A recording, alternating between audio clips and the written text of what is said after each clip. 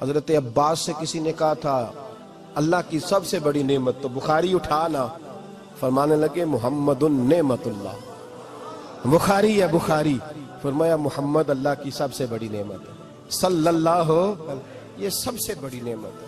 کچھ کہا تو صحیح نہ یار، ایک مجھے کہنے لگا نہیں وہ 9 ربیع الاول کو آئے تھے، تو میں نے کہا 9 کو میلاد مناؤ، کوئی مسئلہ نہیں، 9 کو میلاد مناؤ، کوئی مسئلہ ہی نہیں، ہم تو سارا سال مناتے ہیں، بس 9 کو مناؤ نا بھائی، کون کہتا ہے عید نہیں ہم کہتے۔ میں نے کہا چلو جشن میلاد کہہ لیا کرو، میلاد ہی کہہ لو، یہ کہہ لو، تم نے خوشی منانی ہے تو محفل میلاد کہہ لو، نہ عید کہو، عیدیں 2 ہی ہیں۔ میں نے کہا نہیں وہ بھی تیری غلطی ہے، میرے نبی نے کہا ہر جمعہ میری امت کی عید ہے۔ اور قرآن پاک پڑھ، حضرت عیسیٰ کہتے تھے یا اللہ جب تو من و سلوہ نازل کرے گا وہ دن ہمارے لیے عید کا دن ہوگا۔ اور سیاستہ پڑھ، حضرت عمر کہا کرتے تھے جس دن دین مکمل ہوا یوم اکملت، جس دن دین مکمل ہوا یوم اکملت لکم، یہ آیتیں نازل ہوئی تو فرمایا وہ دن ہمارے لیے عید کا دن تھا۔ یہودی ہمیں کہتے تھے یہ آیتیں ہم پہ آتی تو ہم عید مناتے، یہ بھی تیری غلطی ہے کہ عیدیں 2 ہی ہیں۔ رب جب بھی کسی کو دید کرائے وہ عید کا ہی دن ہوتا ہے، وہ عید کا ہی دن ہوتا ہے بھائی۔ ہمارے لیے سب سے بڑی عید یہ ہے، اس لیے کہ باقی عیدیں اسی عید کا صدقہ ہے، صلی اللہ تعالی علیہ۔ تو عید میلاد النبی پہ اظہار مسرت کرنا، خوشی کا اظہار کرنا، خوشی کا اظہار کرنا، یہ تو ایمانی تقاضا ہے، یہ تو روح کا تقاضا ہے، یہ تو اندر اچھلتا ہے۔ شریعت جتنی ہمیں اجازت دیتی ہے اتنا ہم کرتے ہیں، اور کوئی میلاد کی محفل میں کوئی ایسا کام نہیں ہوتا جو شریعت سے ٹکراتا ہو۔ پہلے کیا ہوتا ہے؟ تلاوت، منع ہے قرآن پڑھنا۔ دوسرا کیا ہوتا ہے؟ اتنا درجہ ہے نعت کا، اب تو نہ نعت پڑھنے والے رہے نہ سننے والے رہے، دونوں میں ہی کمی ہے۔ اور میں اکثر کہتا ہوں نعت پڑھنا اتنا کمال نہیں جتنا سننا کمال ہے۔ سننے والا کوئی ہونا چاہیے، نعت سننا زیادہ معنی رکھتی ہے۔ اس کی وجہ یہ ہے کہ نعت پڑھنا صحابہ کی سنت ہے اور سننا محمد مصطفیٰ کی سنت ہے، اور سننے والے کا درجہ، ہاں تیرا درجہ زیادہ ہے اگر تو سمجھے تو۔ اور اتنا بڑا درجہ کہ حضرت احسان بن ثابت نعت پڑھے تو نبی پاک اپنی چادر ممبر پہ بچھائے اور وہ میں نیچے نہ پاڑ، ادھر میرے ممبر پہ بیٹھ کے پاڑ، یہ کوئی معمولی بات ہے؟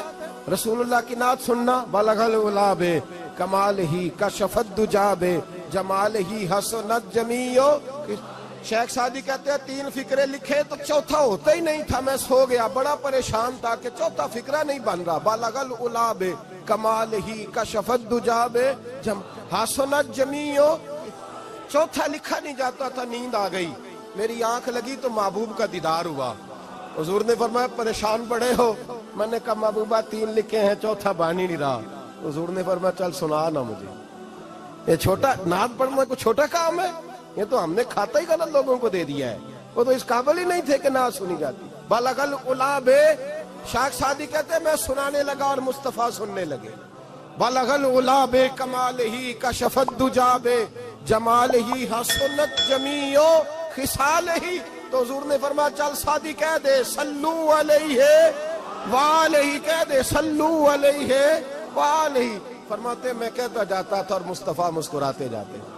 کوئی چھوٹا درجہ ہے نعت تو ایمان ہے، نعت تو طاقت ہے، نعت تو تیری روح کو بیدار کرتی ہے، پر شرط ہے نعت ہو، شرط ہے، شرط یہ تقاضا ہے میں نعت ہو، وہ نہ ہو کہ نعت پڑھے نا۔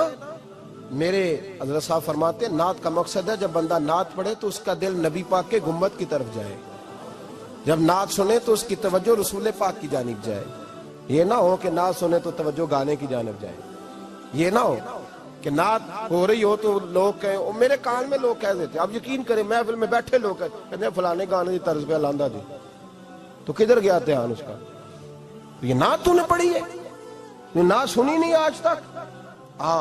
اگر نعت پڑھنی ہو تو علامہ اقبال کی لکھی ہوئی پڑھا کر، اگر نعت پڑھنی ہو تو شیخ سعدی کی لکھی پڑھا کر، اگر نعت پڑھنی ہو تو حضرت احسان بن ثابت کی لکھی پڑھا کر۔ اور اگر تیرا دل کرے کہ نعت بھی ہو، جذبات بھی ہو، حسن بھی ہو، علم بھی ہو، عمل بھی ہو، قرآن بھی ہو، حدیث بھی ہو، تو پھر امام محمد رضا فاضل بریلوی کی پڑھا کر، پھر اعلیٰ حضرت کی پڑھا کر، تجھے پتا چلے چمک تجھ سے پاتے ہیں سب پانے والے، میرا دل بھی چمکا دے چمکانے والے۔ اعلیٰ حضرت کہنے لگے یا رسول اللہ میری سفارش نہ کرو، ڈر لگتا ہے قیامت کی رات بڑی گہری ہے، سفارش نہ کرو اس طرح کرو میرا بازو پکڑو اور جنت تک پہنچا کے آؤ، میرا بازو پکڑو اور جنت تک.